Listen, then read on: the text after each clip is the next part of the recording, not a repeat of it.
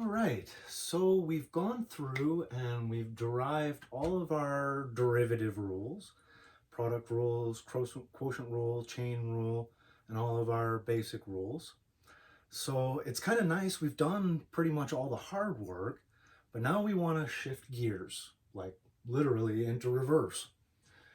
We want to talk about the indefinite integral or the antiderivative.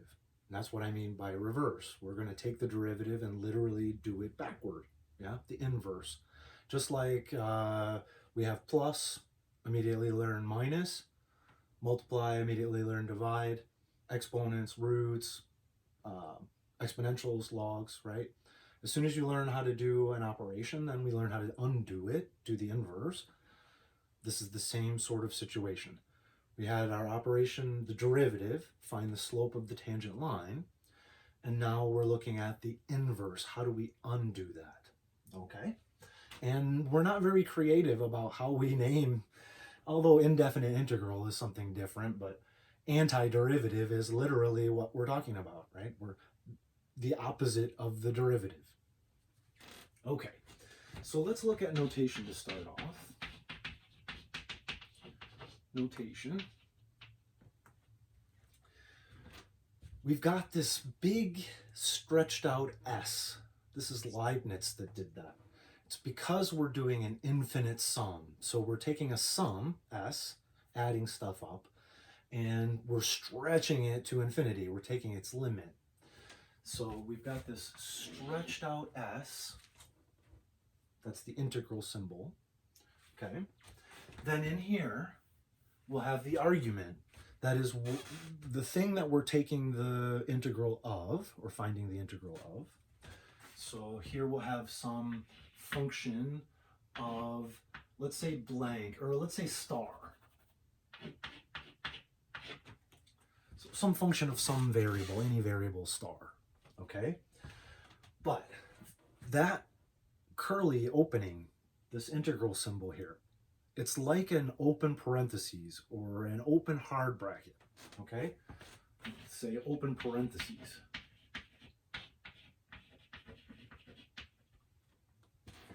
Whenever you see that symbol, you're expecting a close on that, like a closed parentheses, or if I see an open hard bracket, right, I'm expecting somewhere to see that, to close it off.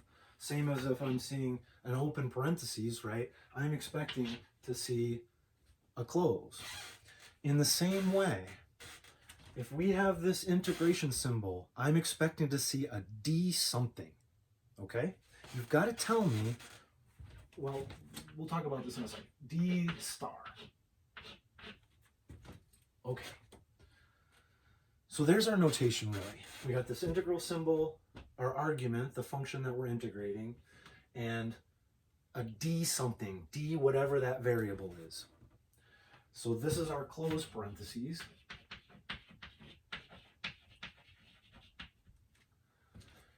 It doesn't make any sense to have that integration symbol without a D something, okay? That's the first mistake that I see students make. It's sort of just laziness, dropping that off. But it's really, really important. You've got to keep that. It's as long as it's a command. It's like an add symbol. You can't just drop off an add symbol or else it'll look like a multiply and things will get messed up, right? In the same way, this is a command to take this integral with respect to some variable. So I need to know what variable I'm doing this in, and it'll tell me what dimension as well, and how I'm doing it. Okay, but before we get into that and much further, let's just say how we'd read this. Okay, so I'd read this literally, the integral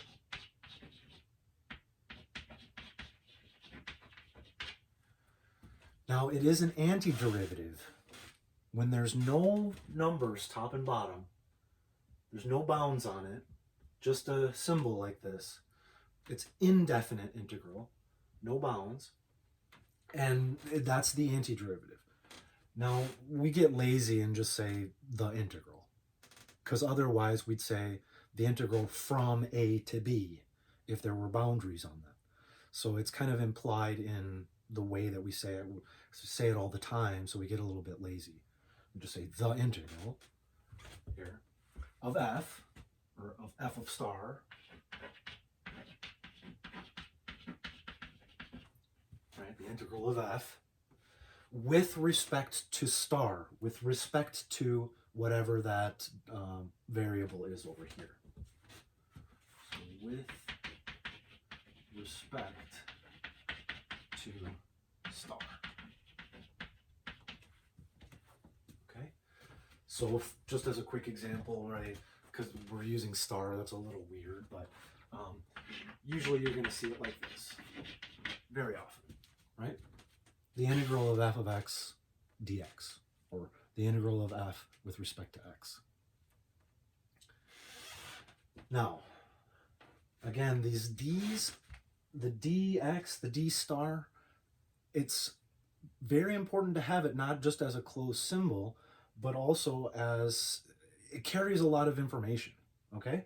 So it's telling you what variable you're integrating with respect to. Now, if this is, say, f of smiley face, you're going to have to treat that differently, right? If this is some function of smiley face and you're trying to integrate it with respect to star, you're in trouble. They disagree. You have to treat that differently, yeah? Or maybe this is a function of multiple variables. Maybe it's star and happy face. So this is going to tell you what you're doing that operation on in that function, right?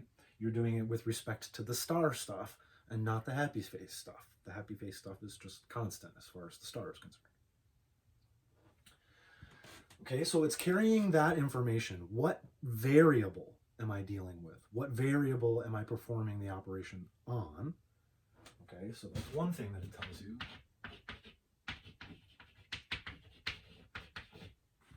And we need to make sure that, you know, our function and our with respect to's agree. Otherwise, we need to deal with it differently. Okay, so it tells you what variable you're in, and it also tells you what dimension you're doing this in, okay?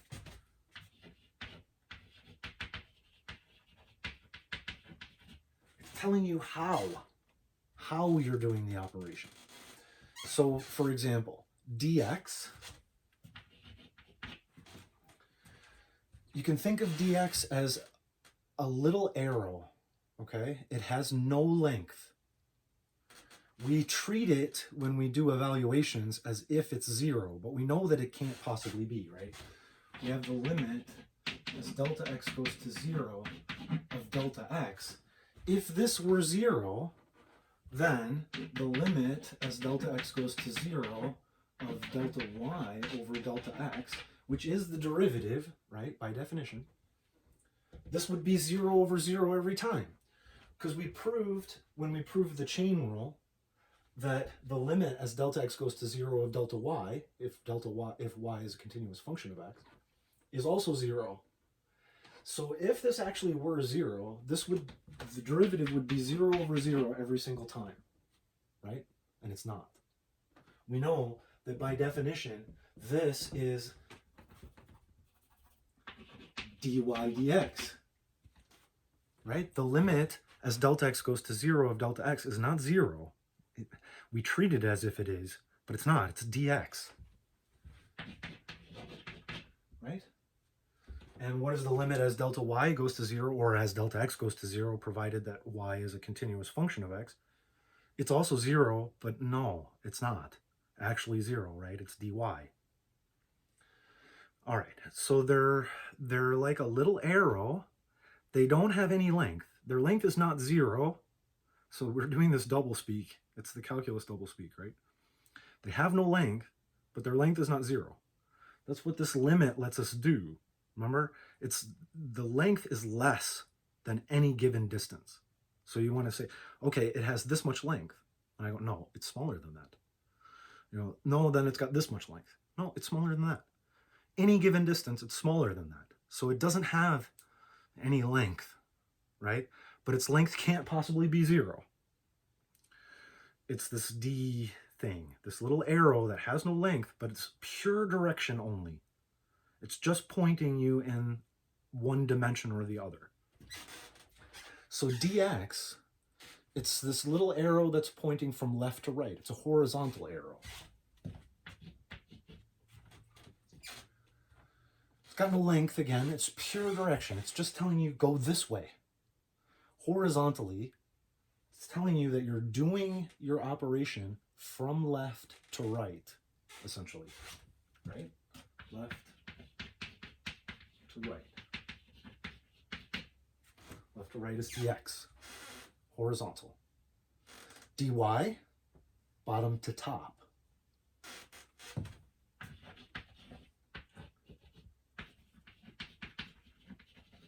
Bottom to top.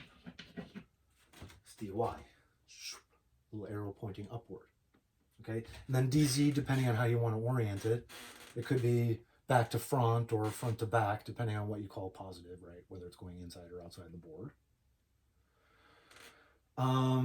So dx, dy, dz, those are very common ones. They're just straight, right? Also, dr. dr is inside to outside. It goes in all directions this way because you can orient your radius in any direction, right? So dr is a change, infinitesimal change in the radius. dr is inside to outside.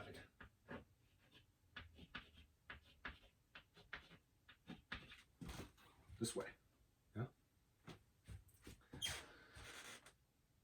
That's also a straight one, but we're starting to deal with circles there.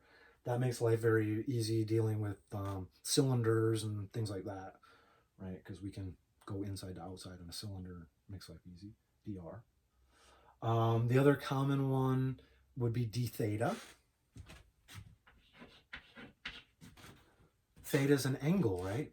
So d theta is a little teeny arrow, a little piece of an angle. It's just this little turn. So d theta goes round and round.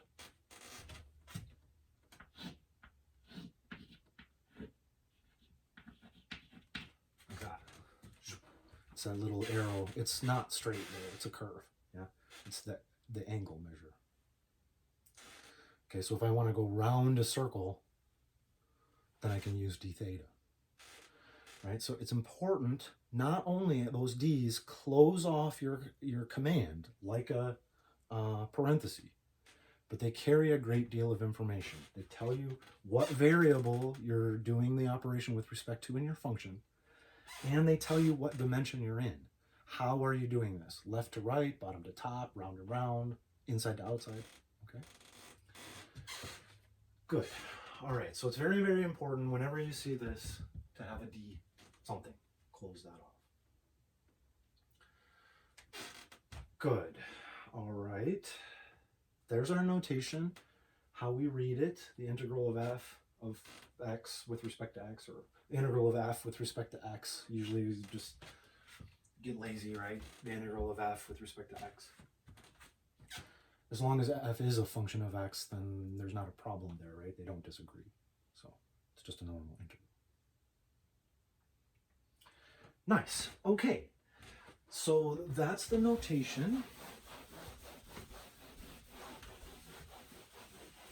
And like I said, really, we've done all the hard work in going through and deriving all the derivative rules.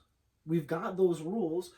That means in order to get the basic integral rules or the antiderivative rules, all we have to do is go backward. Right? It's the inverse. So for example, we already have sine, cosine, negative sine, negative cosine. And we know that derivatives go this way.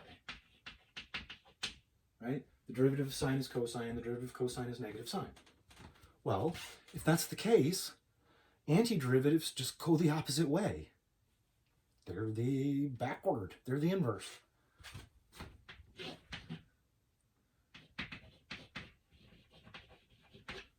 Antiderivative is integral, yeah? So the integral of cosine is the sine. Integral of cosine of x with respect to x is the sine of x. Now, here's another very important thing. It's the easiest mistake, especially it's the first mistake that students tend to make when they're learning. What the integral is asking you to find is the function whose derivative is the argument. Yeah? It's asking you what function has the derivative cosine. You say, oh, well, sine has the derivative cosine. Yeah? So it's asking you what function has the derivative that is that argument. Now, anytime I take the derivative of a constant is 0. So there's always a constant that's chilling out at the end of this. We just go plus c. We just call it a constant. We don't know what it is. It's just some constant. It's called the constant of integration. Constant of integration.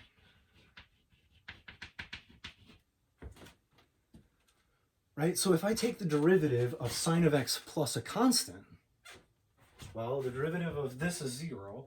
The derivative of sine is cosine. So yeah, I get this argument back, cosine. So whenever we do an indefinite, whenever we do an antiderivative, we always have to remember to include plus c. Now, when I was first learning calc, that always used to drive me nuts. This is a whole family of solutions, right? They all have the same exact shape. They're all sines, but they're shifted vertically, right? Plus c. So we can add or subtract some number. So they're all sine curves, but we don't know where they're located on the y-axis, right? It's a whole family of them. I go, well, you asked me to do something, right? Add 2 plus 2. And I said, well, 4 plus something. You go, wait a minute. Like, did you actually give me the answer? Well, yes. And the deal is that here we are giving an entire family of solutions here. That's true. But in context, like if I'm looking at a particular problem, I'll have some other information that I can pin down which particular curve I'm on. You know, if I say, if I start at 0, 1, right, then that's going to define which one of these sine curves I'm on, or what, if I have an initial condition is usually what happens, right? I say I start here, that will put me on one particular curve, and we can solve for that c. Also in context, they end up having actual meanings, and I'll show you that in a little bit. They look like an annoyance and something that we don't know, but at the end of the day, they often have some meaning.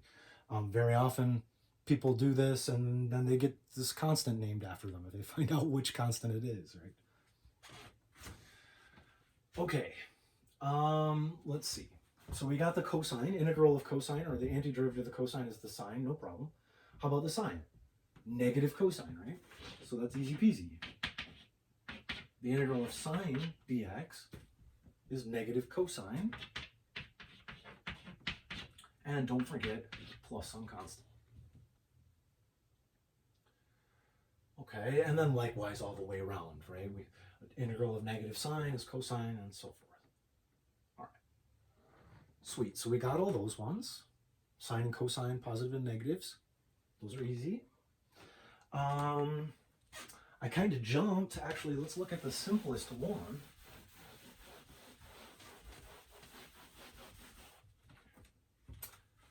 Integral dx. You can see that or imagine that there's an invisible 1 in there. It's the integral of 1 dx. But I can pull the 1 outside. So integral of dx, well, dx is the differential. It's the derivative of x. It's this infinitesimally small little piece. The integral is the opposite of that. So by definition of what a function inverse means. The integral of the derivative is x, right? F of f inverse of x is x. That's the definition of an inverse. But don't forget plus c, right? Okay, so the integral dx is x, or the integral of 1 is x. And that's clear. The derivative of x is 1, right? The slope of the tangent line, the slope of the line x, y equals x, is 1. Okay. Plus the constant, whose derivative is 0. Nice. All right. Well, let's get the power rule. Oh, before we do power rule, I mentioned that I can pull the constant out. So let's write that. We can do that.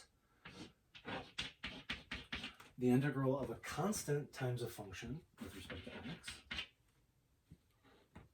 is the constant times the integral of the function. So a constant doesn't introduce any new change. What we're concerned about is the change, right? That's what the derivative finds, is the rate of change. And what we had to deal with was sussing out all the different changes that were happening, right? If we had a product of two things that were changing, or if there was change inside of the change, right? If we had the sine of x squared, so we had this change inside of the sign change, then we had to worry about doing like chain rules and product rules in order to separate those changes out. It's the same issue that's at stake when we're doing integration. We're just doing it backward. So we have to suss out what the changes are, right? And deal with them one at a time, really, is the only thing that we can do. But a constant doesn't really, it just multiplies everything, right? It doesn't change. It's always constant. So it really doesn't affect anything other than just blowing it up. It's just a factor, a multiplication factor, right? So we can pull that outside. C integral f of x dx. Can always pull a constant out. Now, equal sign always works both ways, right? So if I have a constant outside, I can always push it back in if it's to my convenience. If I have f of x over 2 and a 2 sitting outside, sure, I'm just going to pass it through, and then 2 over 2 becomes 1, and my life gets easier. Otherwise, most of the time, if I'm presented with an integral, the constants that are in there are just junk. They're just annoying. So I'm going to pull them all out, leave them till the end, do all my integration, and then just multiply as the last thing. Okay, so it just depends on what's convenient. But I can pull a constant out or put it back in at whim.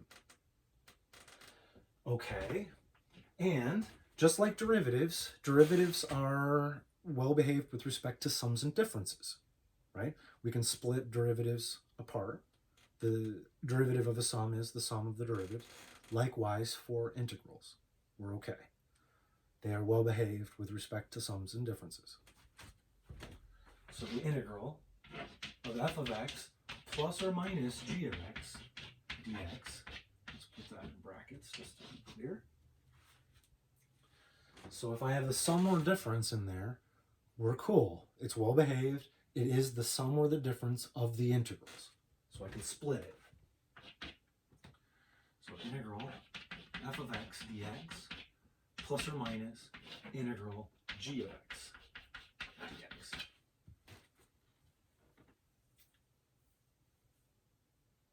All right. So I can pull constants out. I can split sums and differences.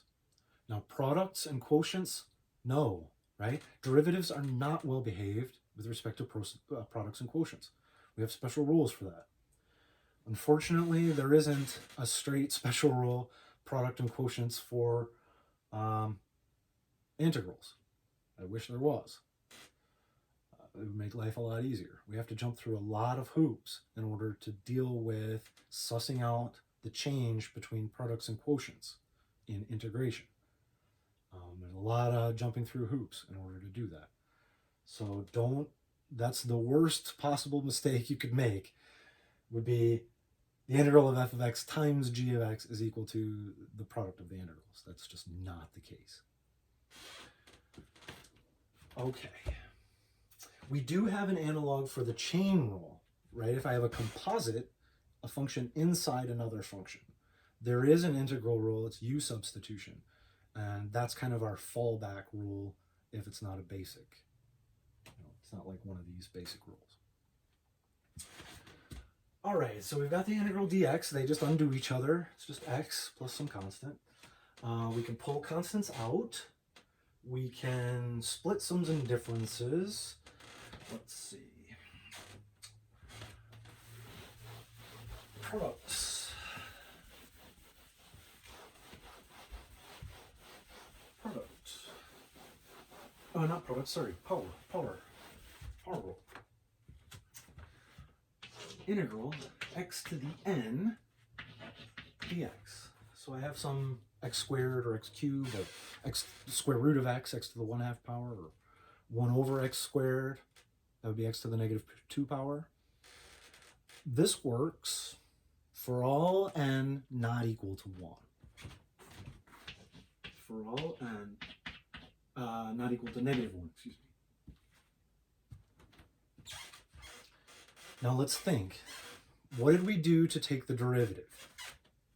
To take the derivative, we multiply by the power and subtract 1. Right? Multiply by the power, subtract 1. To do the antiderivative, we need to do the inverse of that. Now the socks-shoes principle, socks-shoes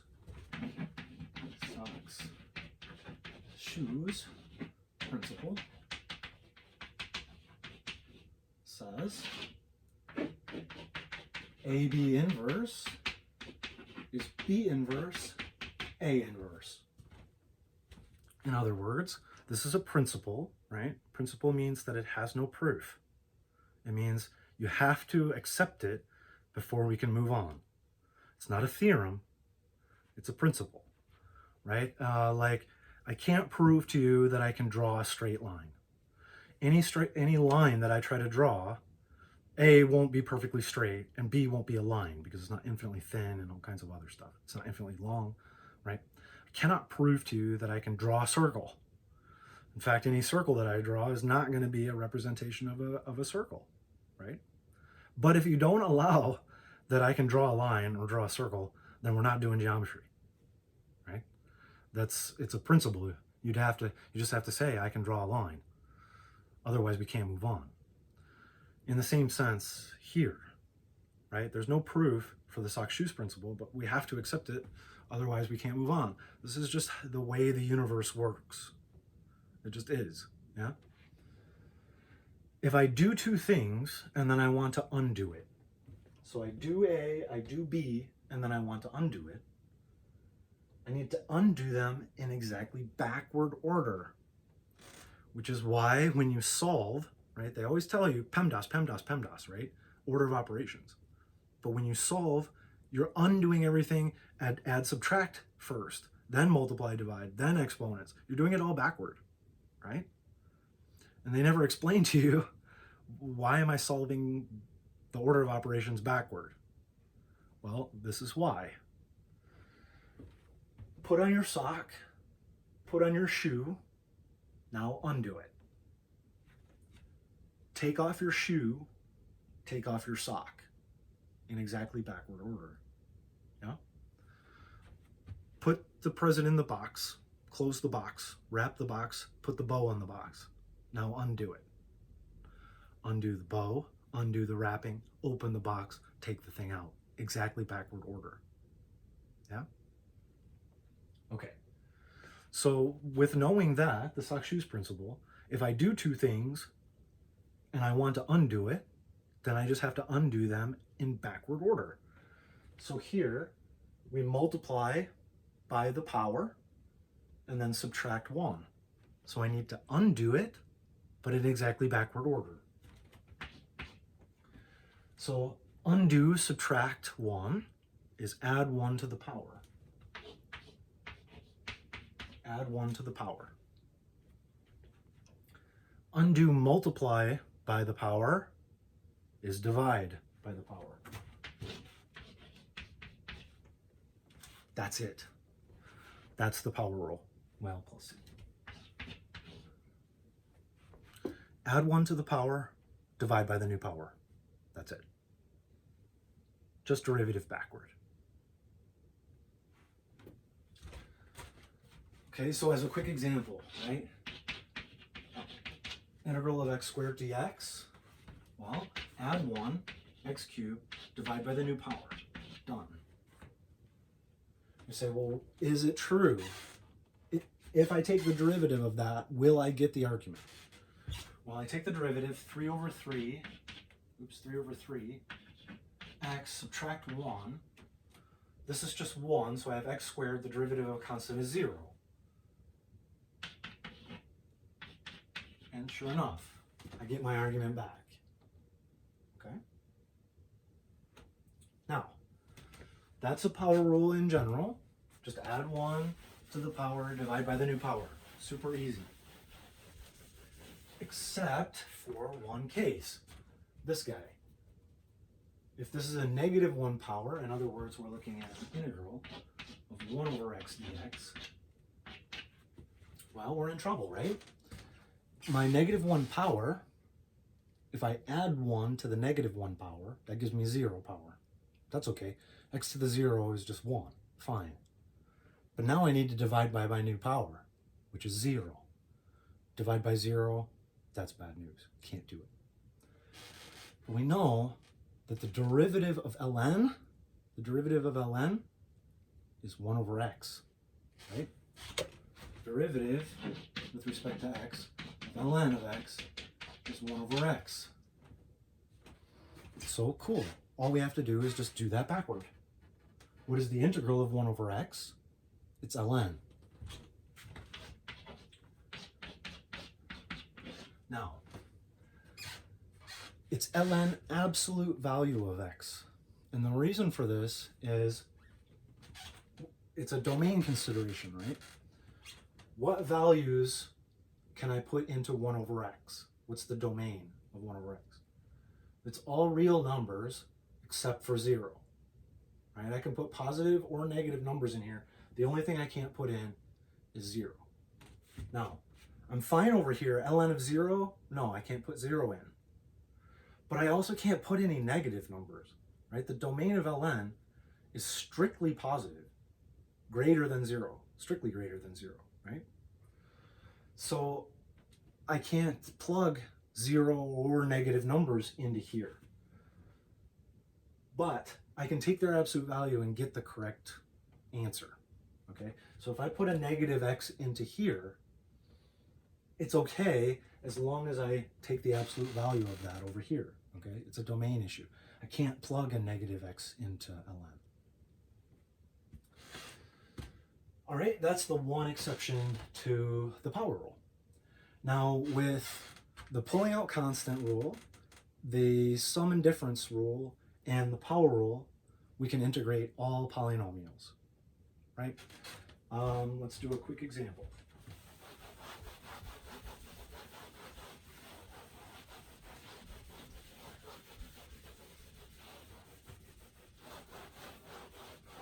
Let's say we've got integral of 3x cubed minus 2x squared plus x minus 4 dx.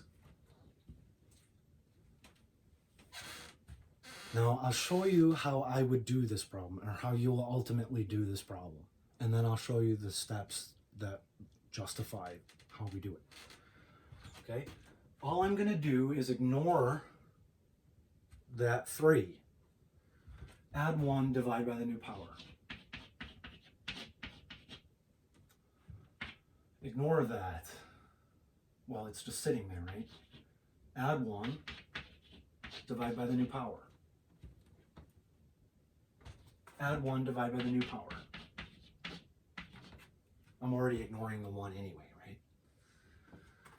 Minus, well, the integral of a constant, I need the x there, right? Because the derivative of x is just 1.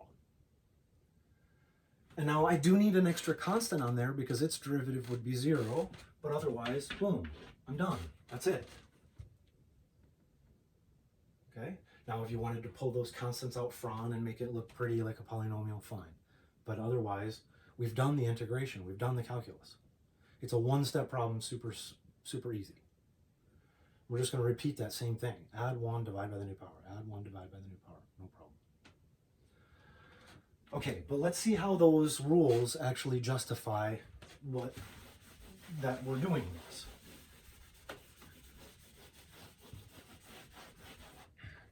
Well, first of all, I can split sums and differences. Right? So I have 3x cubed dx minus integral of 2x squared dx plus integral x dx minus integral of 4 dx. Okay, so that was the rule that said we can split sums and differences. Now I'm going to use the rule that says I can pull out constants. So this is 3 integral x cubed dx minus 2 integral x squared dx plus, well, just integrals of x dx minus, I can pull that 4 out, integral dx. Okay. And now these are all just those straight power rules. And again, this is what, the ability to pull that outside is what allows me to ignore when I was doing it up here. I said, like, this 3 is junk, I'm just going to ignore it. Add 1, divide by the new power. Ignore this, add 1, divide by the new power. I mean, maybe I can simplify after that's done, like if it's 2 over 4, I could simplify it to 1 over 2, but otherwise, I'm just pulling it out and doing my integral anyway. Yeah? So here we got 3 times x to the 4th over 4 minus 2 times, add 1, x cubed over 3. Here we got add x squared over 2 minus 4 times the integral of dx, they just undo each other, is x plus, well, okay, now, that's, I was just been being lazy here. Really, there's a plus c1 there, and plus c2 there, and plus c3 there, and then a plus c4 there. Right? A constant coming from each of these integrations that I did. But what's C1 plus C2 plus C3 plus C4? Just some constant, right? So we never do this.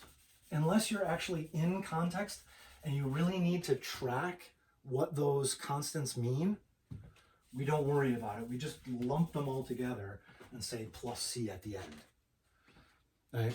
If I was doing this in context, like I was actually doing some physics problem, and those constants had meaning, all I do is over here, I'd say C is C1 plus C2 plus C3 plus C4, right? And then we could tease out whatever those actually mean if we need to know. But in general, if I'm just doing this problem, if I'm just doing an integration problem, just lump all those constants together. Right? Cool, but we end up in the same exact place, right? This is how those rules justify just adding 1, divide by the new power. Ignore the constant and do each one separately. So at the end of the day, that's how they play out for all polynomials.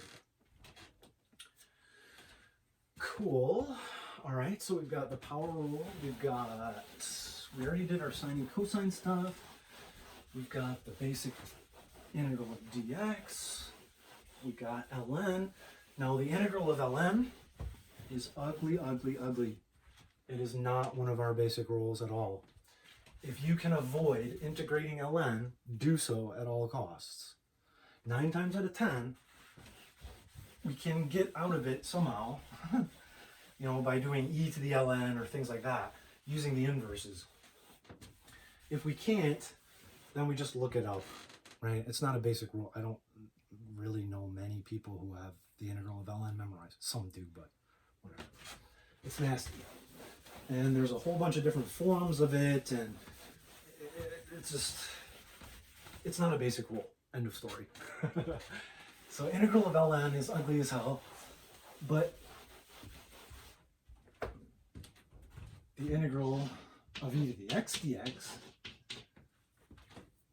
that one's easy. That's the easiest one to integrate ever, right?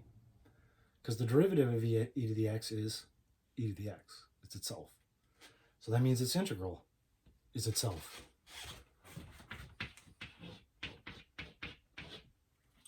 Yay. Sweet. Now, in general, if we have some other base, right, the integral of a to the u, a to the u, it's 1 over ln of a. And so that's in more general. So if we have, let's say a to the x, I won't use the u just to keep it simple for now, is 1 over ln of a to the x. Okay, and that follows from the derivative, right? It was ln of a times a to the x. So it's just dividing by that constant undoes the multiplying. Okay, and you can see that that would work. These two agree, right? Because ln of e, they undo each other. It's just 1. This constant would be 1 if a was e. Okay, so we've got the e, we've got ln, we've got the sines and cosines, we've got our power rules. Let's see, the only other ones we need are the trig ones, some of the trig ones. So let's see, the derivative of tangent is secant square, right? Derivative of tangent is secant square, which means that the integral of secant square is the tangent.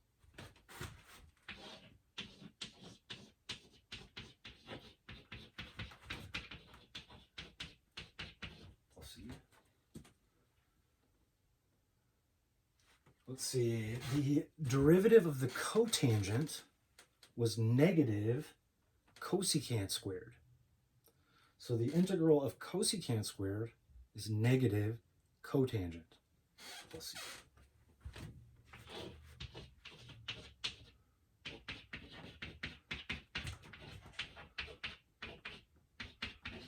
Right? What else do we need? We got cosine, sine. We got secant squared, cosecant square. Oh, secant, derivative of secant is secant tangent. So the integral of secant tangent is the secant. Integral of secant tangent is the secant.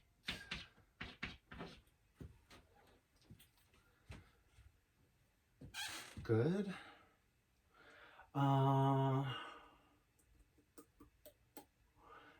Let's see, the only other ones that I'm thinking about, like the derivative of the arctangent, so 1 over 1 plus x squared. So the integral of 1 over 1 plus x squared dx is arctangent of x. Now, in more general, and you'll see how to do this in Calc 2, how to generalize this and make it more flexible. Here, my constant a is 1, and my u function, my continuous function of x, is just x. But it can be any a, any constant, as long as it's a square, and any function, as long as it's a square. Okay, so we can make that slightly more general by saying a squared plus u squared dx, which du, sorry, where that u is any continuous function, is 1 over a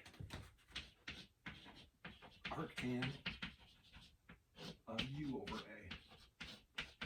Let's see, 1 over a arctan u over a.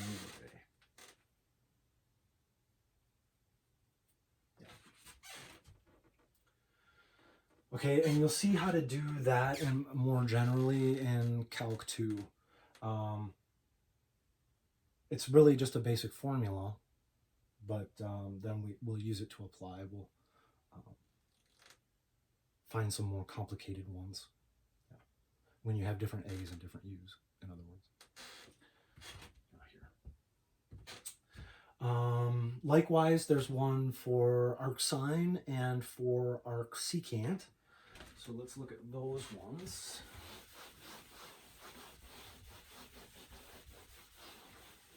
The arcsine was square root of the difference of two squares where the function value comes second. Yeah?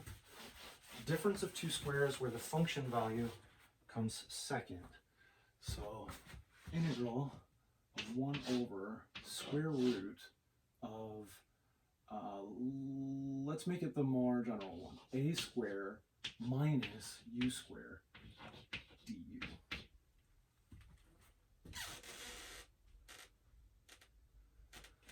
Okay, so again, a is any constant as long as it's a square. We've got the square, a squared here.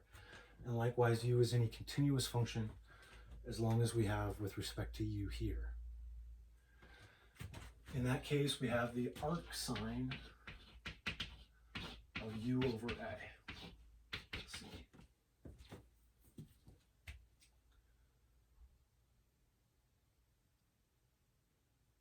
All right. And of course, the common one, integral 1 over square root 1 minus x squared dx is the arcsine of x. Let's see. Yeah. That's the basic one. That's the one that we learned the other way. The derivative of the arcsine is square root of 1 minus x squared. Okay, and let's see. We have the arcsecant. That is difference of two squares where the function value comes first, but we have an extra outside as well. So 1 over u square root u square minus a square du. So function value comes first, difference of two squares, function value comes first, and there's the extra u outside. That is the arcsecant, 1 over a arcsecant, absolute value of u over a. Let's see. And again, that absolute value is humming and hawing about domain issues, about what values can go in. All values can go into u, but they can't go into arcsecant. Right? It doesn't matter. This is going to be fine as long as this is bigger. Right? As long as this doesn't get negative, this is always going to be positive. Okay. Anyway, there we go. So we got the arcsine, the arcsecant. We did the arctangent. That's the sum of two squares. Let's see. I think there's only 2 basic rules. 2 left. Yep.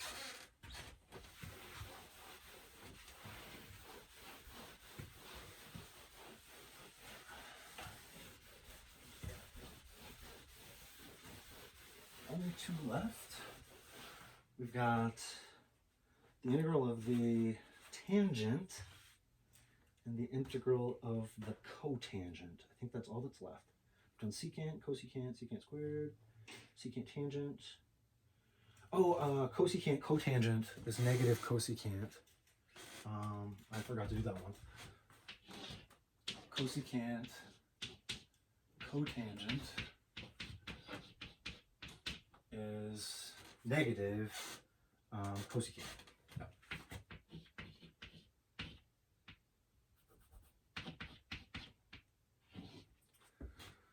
That follows straight from the derivative, right? It's just like the secant one. And then the weird ones are tangent and the cotangent. So tangent is ln negative absolute value of the cosine of x plus c. Negative ln absolute value of the cosine. Okay.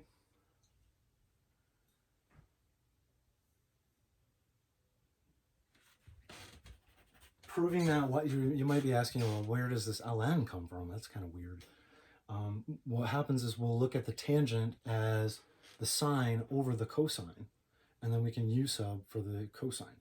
So we have 1 over u, its integral is ln of u, so ln of cosine. We'll have to look at u sub, though, to clearly understand what I just said. And then also, integral of the cotangent of x dx is ln absolute value of the sine of x.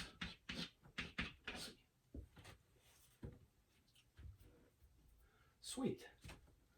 So it's kind of nice. We get all the antiderivative rules, all the indefinite integral rules, just by doing the derivative rules backward, basically. There are some things that we have to worry about, like the domain stuff with the absolute values and that, but otherwise, you already know almost all the rules anyway. And again, with the more general versions of those arc derivatives, or those arc integrals, the arc sine and that, we'll see those again in Calc 2. Okay, let me double check. I'm going to pull out a constant, add and subtract, basic power rule, ln, e to the u, a to the u, sine, cosine, tangent, cotangent, secant. Ooh, no, I didn't do the secant, did I? Nope, forgot the secant.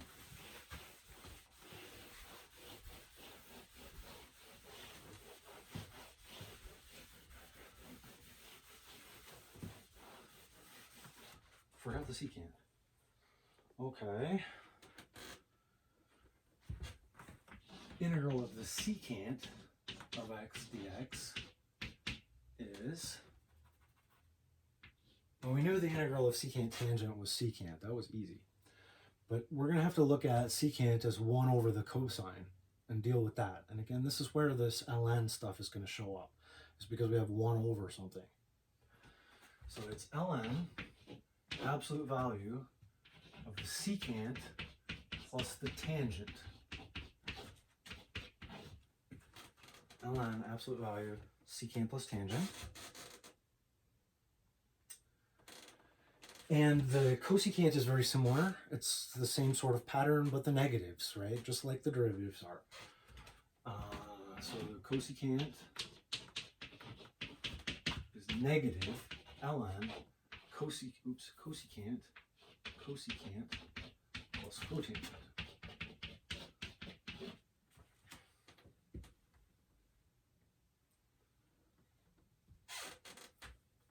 Okay, I think I've got them all now. We did our e's, we did our a's, we got sine, cosine, tangent, secant, cotangent, we did, yes.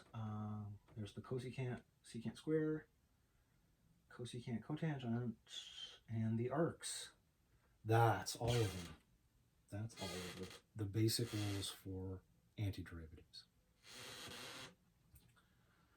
All right, so let's see. Let's say I have 3 sine of x dx. I said, well, this is a basic rule, right? I could pull this out first, ignore it. It's just junk, I don't care. Integral of sine, well, that was up top, is negative cosine. So I have negative 3 cosine of x plus c. And bam, we're done. I say, well, wait a minute, let's double check. Does that derivative equal 3 sine? Right, we need 3 sine. So the derivative of cosine is negative sine. We've got negative 3 times negative sine, and the derivative of constant is 0. Negative times negative gives me 3 sine of x. So sure enough, I do get back my argument. Nice. Okay, now let me quickly, we're hitting about an hour here, but let me quickly show you what I meant when I said that the constants in context aren't just an annoyance. They actually mean something. So was 1700s, 1800s, I think 17. They just started dropping stuff, yeah? Like Galileo and Newton and these guys. They just started dropping stuff and timing it, measuring how long it took for stuff to fall, right? And what they discovered was that it was constant if you're close to the Earth, yeah? And they said, well, the force of gravity is negative 9.8 meters per second squared. It's a constant when you're close to the ground, right? Sea level or whatever. Okay, they just got this by dropping stuff and timing it. It's an empirical measure, yeah? Okay.